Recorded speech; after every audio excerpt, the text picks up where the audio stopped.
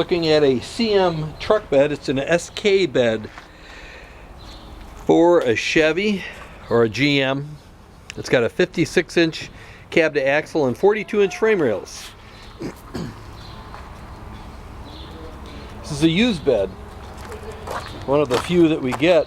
It's in really pretty good shape. It's got the gooseneck ball in there. Was used. Pretty straight and solid. The doors open well. The compartments are all solid. Looks like they got some water in there. But they close very well. Open and close very well. The hinges are a little stiff. You can see that. A little oil on the hinges and you're good to go.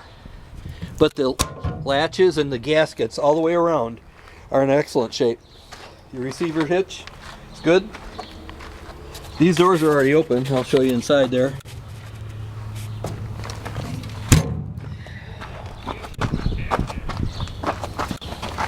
There's that one.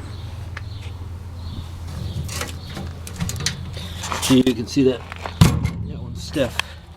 That needs a little oil. But overall, this bed is in really solid shape. Say if you've got an older truck that you don't want to put a ton of money into a brand new bed, this would probably be the bed for you.